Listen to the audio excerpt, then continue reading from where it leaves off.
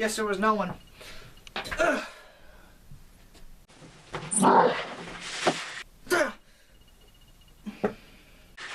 Matt, I have come for my revenge. You want to get your revenge? Why? Because I won't let you do my stupid reviews with me? You are me. Therefore, we're both doing the review all the time. Why are you making such a big idea about something about wearing a mask all the time? It doesn't matter. I've come to kill you. You know what? No. I'm done with this. You think you have the power to destroy me? I've been holding back my power. I can destroy you any second I want. And you know what? I think I'm going to. What?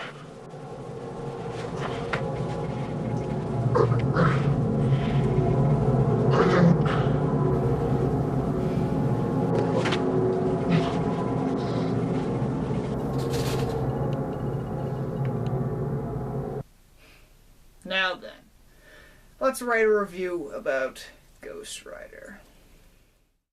Before I saw this movie again, most of what I could remember of this movie was from bits and pieces of my own memory and what I had seen in other people's reviews.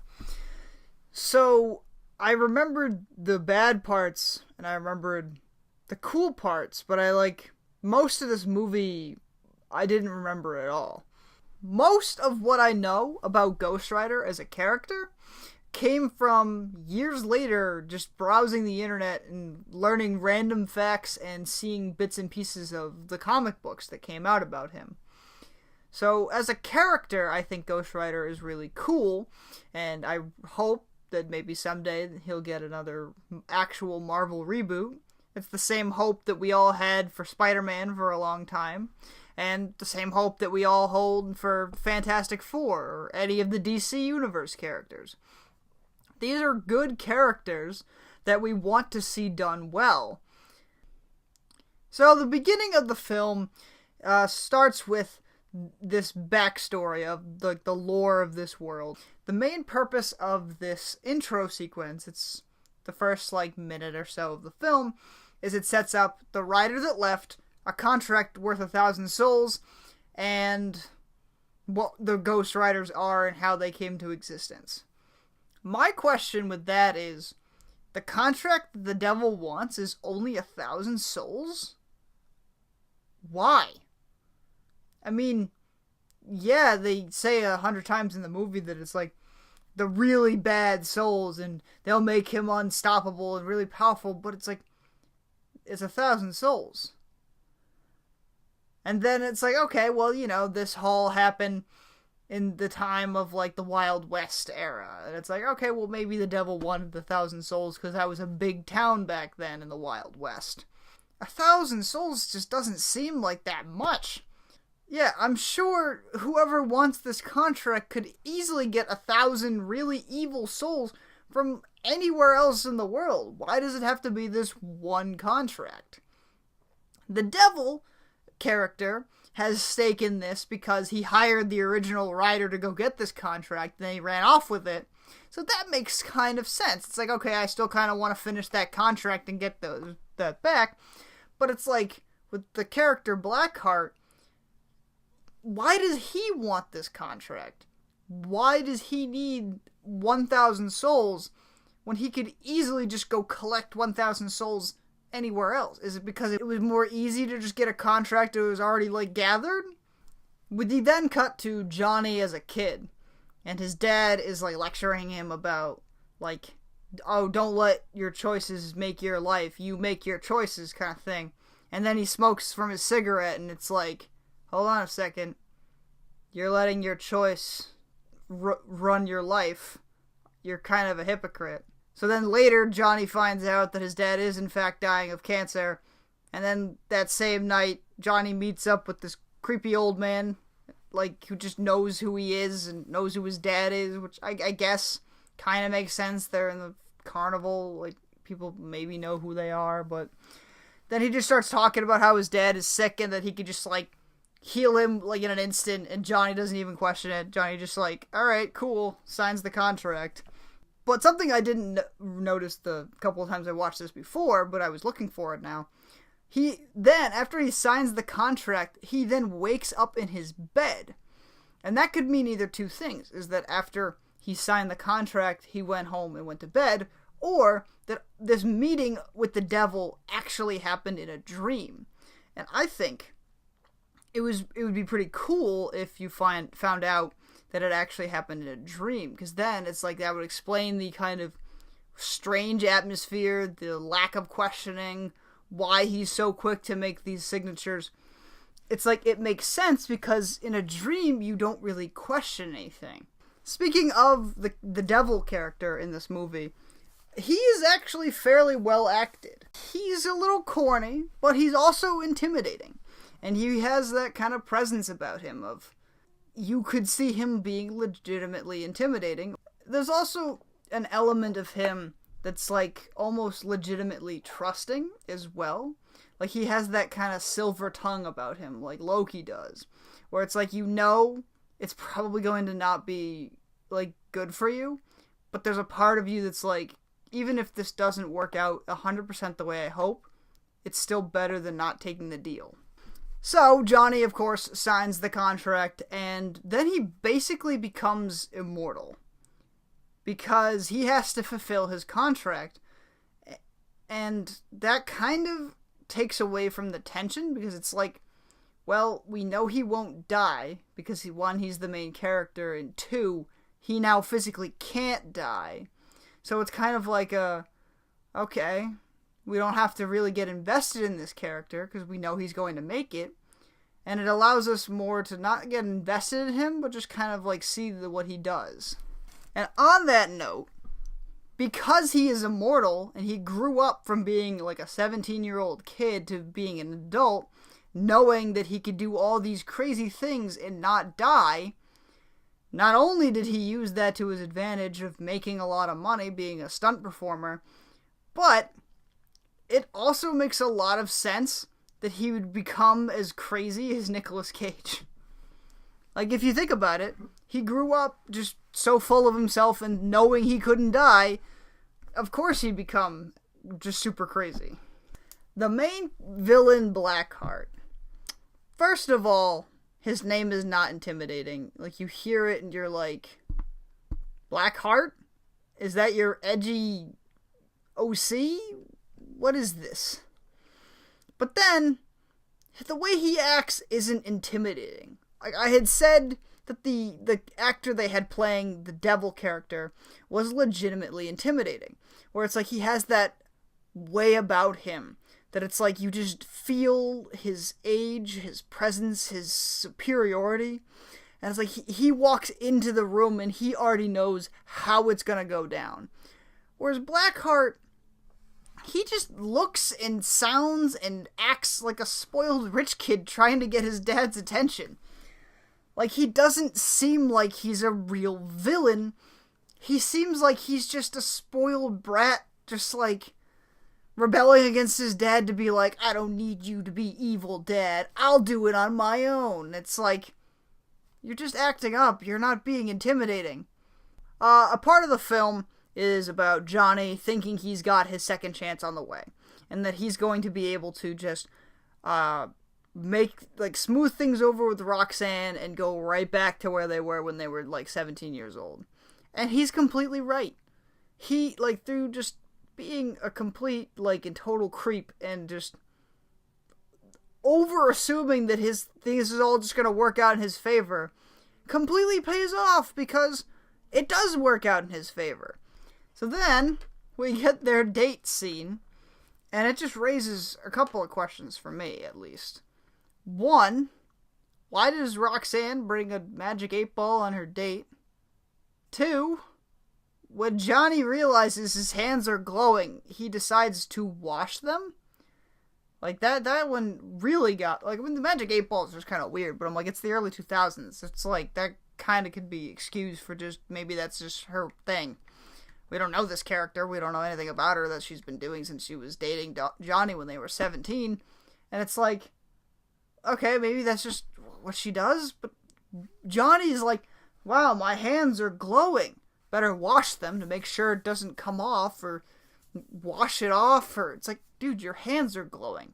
And then question number 3, the devil shows up and tells Johnny now that he's going to be like the Ghost Rider, and like goes off to go do his Ghost Rider thing. So did the devil just make this deal with Johnny in the like foresight that he was going to need a Ghost Rider at some point? Does he do that like in every single era? But there's only like a couple of times that something happens where he actually needs the Ghost Rider? And because he's got the Ghost Rider to go after the bad guys, doesn't that technically make the devil the good guy in this scenario? In addition to Nicolas Cage being the prime example of a person who's grown up immortal and thinks themselves a god, the other reason they chose Nicolas Cage, I think, is solely for the scene where he becomes the Ghost Rider for the first time. Like, it's just so insane that no one else could do it. He's like screaming and laughing, and just he's switching like between screaming and laughing, and he's just like crazy, and you're like, yeah, Nicolas Cage does that perfectly. So every time that Ghost Rider appears, it is still some of the coolest stuff. The CGI isn't as great as it was back in the early 2000s, but it still looks cool. Leather jacket, like flaming skull. He's still like really intimidating. There's nothing really else to say. The only time he's not very cool is when he talks, because they gave him this like really dumb, like raspy voice. And it's like, he would have worked so much better as just a silent killer who's just like, he's the strong silent type. Maybe only talked when he like, had something important to say. He's still really awesome. I mean, he still looks really cool. After stopping one of the 4 main bad guys, Ghost Rider just takes it upon himself to, call it a night, hunt down random criminals, and then drive off to the cemetery that his dad is buried at. For some reason. The devil told you to go hunt down Blackheart and his crew, and you got one of them. You still have plenty of hours before the sun comes up, but now sure, you take the rest of the night off. You worked hard tonight. And it's lucky he drove all the way to the cemetery, because that just happens to be the cemetery where, like, the other Ghost Rider works at. He doesn't know it yet, but, it just happens to be there. In the morning, Johnny wakes up and, the caretaker, the Carter, helps him a bit. And it's like, there's a scene where he's explaining what the Ghost Rider is to Johnny, and he's like sewing up a wound in his back that he got when he got stabbed. Johnny kept his knife wound, but not his getting hit by a truck wound. So, that's pretty convenient for him. So, in one afternoon, Johnny does enough research in his house with books he already owned to learn how to control and shoot fire from his hands. But then he proceeds to show no one. One of the lines the caretaker says to Johnny is that Blackheart can't go on to hallowed grounds, or something along those lines. But then, throughout the whole film, Blackheart proceeds to go on to hallowed grounds in different areas, as long as it's convenient to the plot. So, in the comics, the Ghost Rider is basically as physically strong, or if not greater, than Hulk. It seems in this film, he might not be as strong as that, but he's still pretty strong. Like, he throws that helicopter around like it's nothing. He swings that chain like it's weightless, and it's like, chains are really heavy. Especially the heavy-duty chain he got, where they were at the train yard, and he just, like, pulled that chain from the ceiling and started just using it all the time. Chains like that are really heavy. And he's just whipping this thing around like it's nothing. So then, Johnny's girlfriend, kind of girlfriend, they're not really. It's like, she just does so many 180s in this film. It's like, are they dating? Do they like each other? Do they know each other anymore? Is this just what is this? It's bad writing is what it is. But anyway, Roxanne gets kidnapped by Blackheart and is going to be used as a bargaining piece to get Johnny to go get the contract of 1,000 souls and bring it to him. So Johnny goes back to the graveyard and goes to get the contract. And then, after a brief conversation with Carter, he just gives him the contract. He's just like, yeah, I like the cut of your jib. Here's this really powerful contract of 1,000 souls. There's just something really cool about a Ghost Rider in a duster and a cowboy hat riding a flaming horse. It's just really an awesome visual. And I really wish he did more in the film than just ride alongside Johnny and look cool.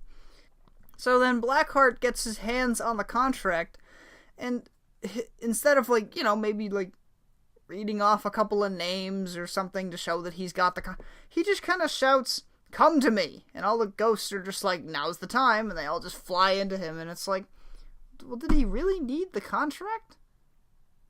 Why didn't he just do it on his own? I mean, he didn't read, like, any magic sealing phrase off of it. It was just, I have it in my possession. I guess that means I can do it now. You know, they beat Blackheart and everything seems fine. The devil shows up and is like, cool, you did it. Your contract is complete. Give me back my Ghost Rider powers. And Johnny's like, nah, I'm keeping it. So, you know, Johnny denies the devil, and the devil just kind of throws a hissy fit and leaves. My closing thoughts on this is, it's still a relatively good superhero movie for the time period it came out. In the early 2000s, you didn't get good superhero movies. You got movies that were okay, and you got movies that were just Matrix ripoffs. Seeing as how this one didn't have anyone doing, like, backflips and sword fighting in the middle of, like, a playground, I think that this movie was actually pretty alright. It was cheesy, and it was over the top, but it had some cool action scenes, and it kept my attention through the whole thing. I never once felt like I needed to, like, do something else. So, that's the best you could hope for with this. Well, that was Ghost Rider. Thank you so much for watching. If you liked it, leave a like to let me know. And if not, that's alright. And I'll see you in the next review.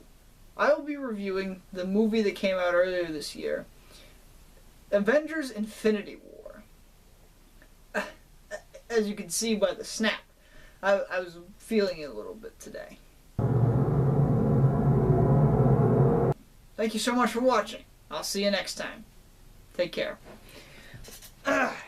Now, where did I leave that gauntlet?